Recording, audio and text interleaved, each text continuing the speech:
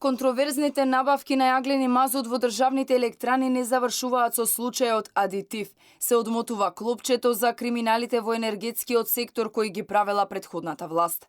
Државниот јавен обвинител Љупчо Коцевски обелодени дека се водат уште 6 предистражни постапки за работењето на СМА. И се тресе документацијата за тендерите по отворањето на истрагата за случајот адитив во кој се опфатени 23 лица, меѓу кои и поранешниот директор на СМА Васко Ковачевски, по кој е распишана меѓународна потерница, бидејќи е во бегство. Во моментов основното јавно обвинителство Битола работи на 6 постапки за тендери. Плюс работи и на други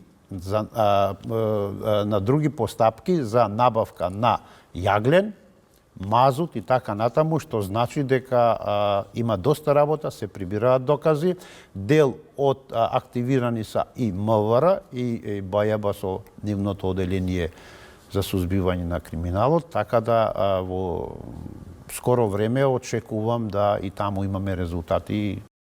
Од 1 февруари се очекува отворање на истражен центар во Битола, кој ќе биде од голема помош за детално да се истражат случаите, уверува Коцевски. Во меѓувреме, обвинителите со полн капацитет ги истражувале злоупотребите за кои има сериозни сомнежи.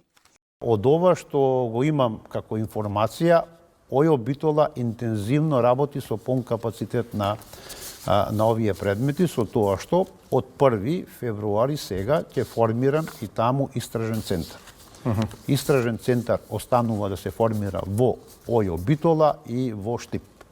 Така да се надеваме дека ќе им биде од голема помош. Кон крајот на ноември минатата година беше отворена предистрага за предметот доставен до основното јавно обвинителство за гонење на организиран криминал и корупција.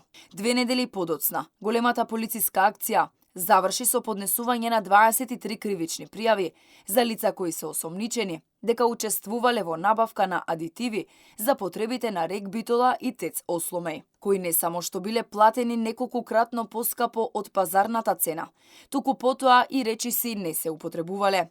Има сомненија и дека адитивот предизвикал штета на машините, таму каде што бил употребен. 8 од осомничените завршија во притвор. По ова следуваше бегството на екс-директорот на СМА, за кого на 30 декември беше распишана меѓународна потерница.